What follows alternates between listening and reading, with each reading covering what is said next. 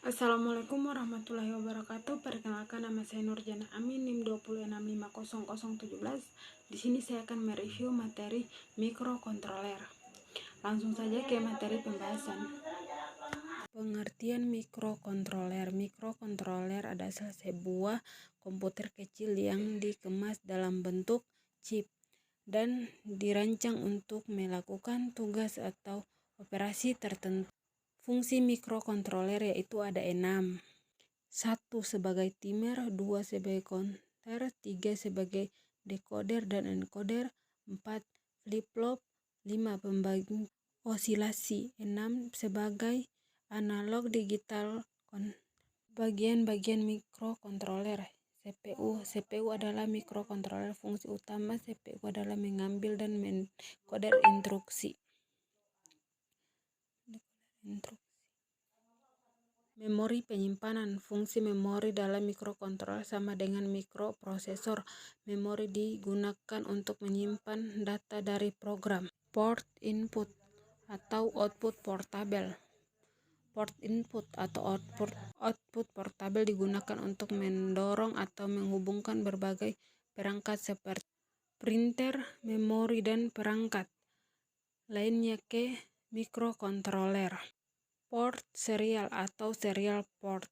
Port serial menyediakan berbagai antarmuka serial antar mikrokontroler dan periferal lainnya seperti port pengatur waktu dan penghitung atau timer dan counter.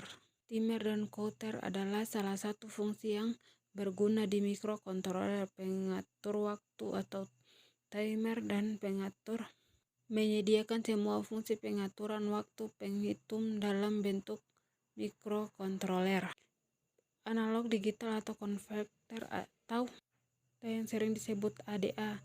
Konverter ADA digunakan untuk mengubah sinyal analog ke bentuk digital. Digital analog konverter atau sering disebut DAC. DAC merupakan operasi pembangkit konversi.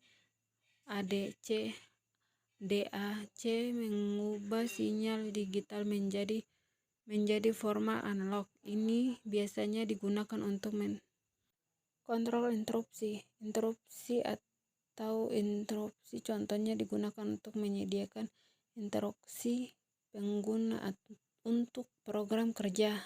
Blok fungsi khususnya. Beberapa mikrokontroler yang hanya dapat digunakan untuk berbagai aplikasi khususnya, misalnya sistem robotik. Pengontrol ini memiliki beberapa port tambahan untuk melakukan operasi khusus tersebut, yang umumnya dinamakan sebagai blok fungsi khusus.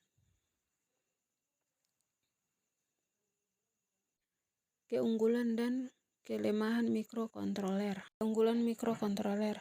1. Mikrokontroler bertindak sebagai mikrokontroler tanpa harus ada komponen digital tambahan lainnya. 2. Dapat mengurangi biaya tambahan ukuran sistem karena interaksi yang lengkap dalam bentuk mikrokontroler. Kelemahan mikrokontroler. 1. Mikrokontroler memiliki arsitektur yang lebih kompetensi daripada 2. Hanya melakukan eksekusi dalam waktu yang bersamaan. Macam-macam instruksi. Yang pertama, maskable instruksi. Dengan maskable instruksi kita dapat bebas memilih untuk menggunakan satu atau lebih instruksi. Keuntungan maskable instruksi ini adalah kita dapat mematerikan instruksi pada 2 vektor instruksi. Pada saat terjadi instruksi-instruksinya secara otomatis akan memindahkan program pada alamat tertentu. Bahasa pemrograman bagi mikrokontroler. Bahasa mesin dan assembly. Bahasa mesin adalah satu-satunya bahasa yang dimengerti oleh mikrokontroler. Bahasa ini tidak mudah untuk dimengerti oleh manusia. Bahasa asesmen adalah suatu bentuk bahasa mesin yang bisa dimengerti oleh manusia. Kompiler adalah terjemahan untuk bahasa pemrograman tingkat tinggi. Bekerja dengan cara mengajarkan langsung ke bahasa mesin yang dimengerti oleh mikrokontroler. Salah satu kompiler yang banyak Alat bantu pengembangan. Simulator.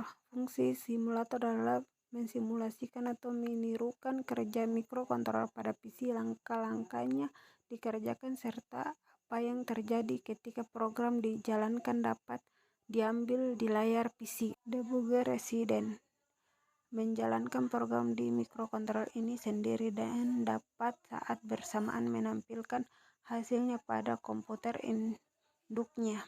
Emulator adalah peralatan yang bekerja dengan berpura-pura sebagai mikrokontroler dan dapat satu bersamaan di mengambil informasi untuk ditampilkan.